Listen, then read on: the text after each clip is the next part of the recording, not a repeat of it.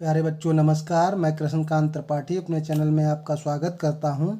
कक्षा 10 गणित में हम लोग प्रश्नावली 1.2 पूरी कर चुके हैं। देखते हैं प्रश्नावली 1.3।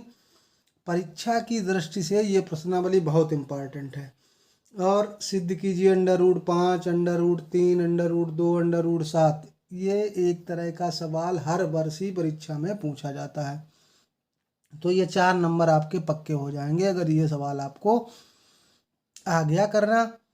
तो वीडियो को लाइक कर दीजिए, चैनल को अभी तक सब्सक्राइब नहीं किया सब्सक्राइब कर लीजिए, बेल आइकन ज़रूर दबा दीजिए ताकि मैं वीडियो डालूं और आपको नोटिफिकेशन प्राप्त हो जाए। सिद्ध कीजिए कि √5 एक अपरिमेय संख्या है। हम लोग जानते हैं कि ऐसी संख्याएं जो रूट में लिखी हों जिनका वर्गमूल ना प्राप्त हो सके अपरिमेय संख्याएं होती हैं। तो ये तो हमें पता है कि √5 एक अपरिमेय है। सिद्ध कैसे करेंगे? तो इसको विरोधाभास से सिद्ध करेंगे। मान लेते हैं, माना √5 उल्टा मान लें एक परिमेय संख्या है। परिमेय संख्या है। अब परिमेय संख्या की परिभाषा क्या होती है कि इसे a/b के रूप में लिखा जा सकता है। अतः इसे a/b के रूप में लिखा जा सकता है।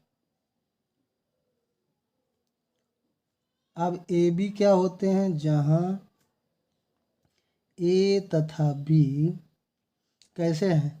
सह अभाज्य पूर्णांक। सह अभाज्य पूर्णांक हैं तथा b does not equal to 0। b 0 के बराबर नहीं है। अब इसमें एक पार्ट आया है कि सहअभाज्य। सहअभाज्य समझना बहुत जरूरी है क्योंकि इससे भी प्रश्न बन जाता है। सहअभाज्य का मतलब होता है ऐसी दो संख्याएं जिनमें कोई भी गुणनखंड कॉमन ना हो। अब क्या करेंगे? अब हम लिखते हैं √5 बराबर a/b। a/b के रूप में लिखा इसको हमने। अब इसके नीचे एक मान लेते हैं, तिरछा गुणा। तो तिरछा गुणा करेंगे, इसका एक में गुणा होगा। a बराबर क्या हो जाएगा? √5b। अब अंडर को अगर हटा दें तो क्या करेंगे? कैसे हटता है अंडर? दोनों पक्षों का वर्ग करने पर। दोनों पक्षों का वर्ग करने पर वर्ग कर देंगे तो क्या आ जाएगा? a² बराबर √5 है तो रूट हट जाएगा b²। अब यहाँ पे एक समझने वाली बात ये है कि a² 5b² के बराबर है, तो a² 5b² के बराबर है तो इसका मतलब क्या हुआ कि 5 जो है वो a² में होगा, तभी तो 5² b² के बराबर है। यानी कि अगर हम 5 का भाग a² में दें, a² 5 से विभाजित हो जाएगा, भाज्य है। अब ये एक बात समझ लीजिए, अगर कोई संख्या का वर्ग किसी संख्या से कटता है तो वो संख्या भी कटेगी।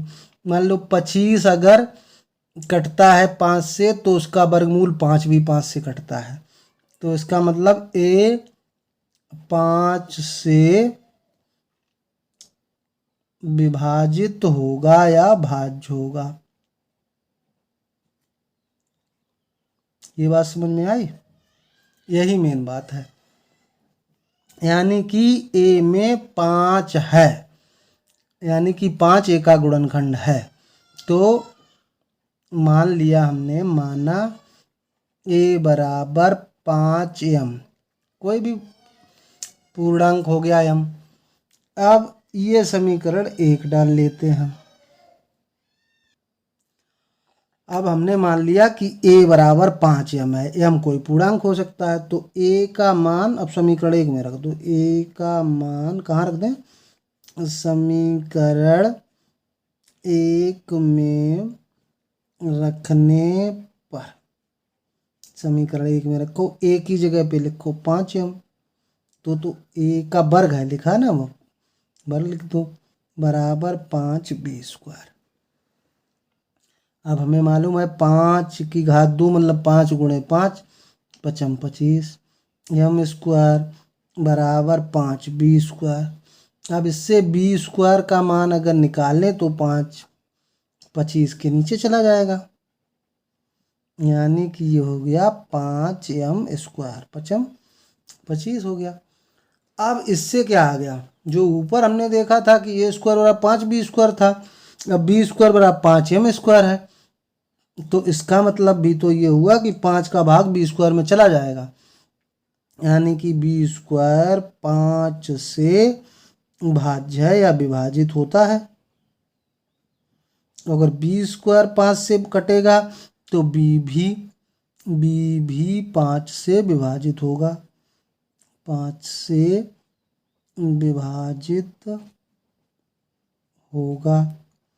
अब देखो ऊपर हम बता चुके हैं कि a 5 से विभाजित होता है, b भी 5 से विभाजित होता है। इसका मतलब ये हुआ कि 5a तथा b दोनों का उभयनिष्ठ गुणनखंड है, उभयनिष्ठ गुणनखंड है, उभयनिष्ठ गुणनखंड हो गया। अब हमने माना क्या था कि a b सहअभाज्य है, तो यह क्या हो गया, विरोधाभास है। किस बात का?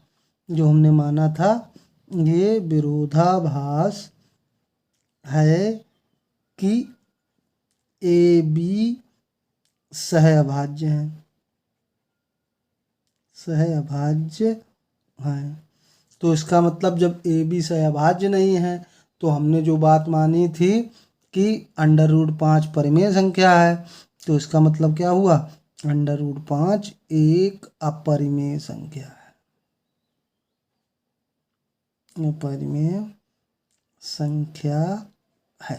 बस इस तरह से आप सिद्ध करेंगे, बहुत ही सरल होता है ये। समझ में आया है तो चैनल को सब्सक्राइब करना और दोस्तों के साथ शेयर करना मत भूलना। फिर दूसरा सवाल थोड़ा अलग है, 3 + 2 √5 सिद्ध वही करना है, परिमेय संख्या है। फिर हम मान लेंगे, माना 3 + 2 √5 एक परिमेय संख्या, एक परिमेय संख्या है। अर्थात परिमेय संख्या का मतलब ही क्या होता है, सहअभाज्य, सहअभाज्य ऐसी संख्याएं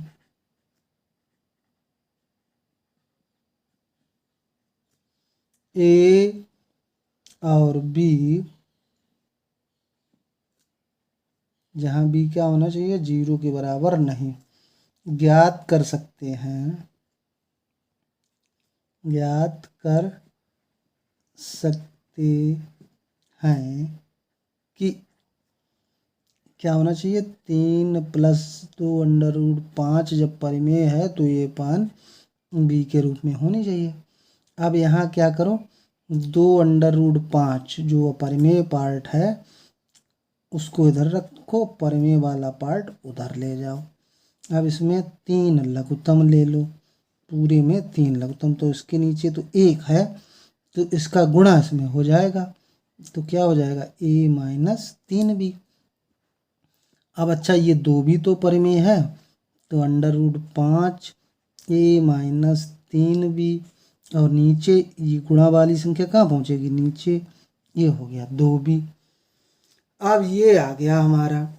अब ए बी तो पूर्णांक है, अब चूंकि क्या है, ए और बी पूर्णांक हैं, ए और बी पूर्णांक हैं, तो पूर्णांकों से कोई संख्या घटेगी या भाग होगा तो क्या होगा, परिमेय संख्या प्राप्त होगी।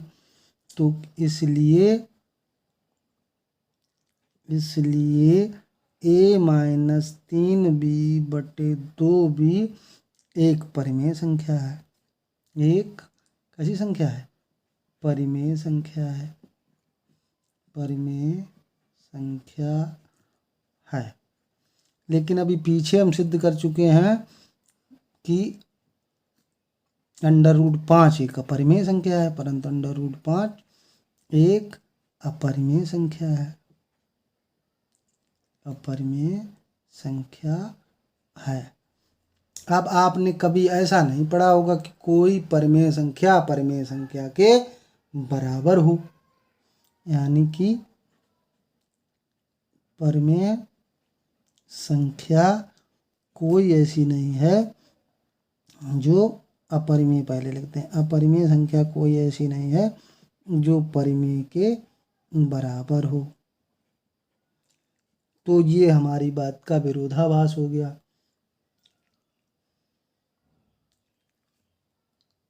अतः यह एक विरोधाभास है। विरोधाभास यानी कि उल्टी बात कर रहा है, विरोधाभास है।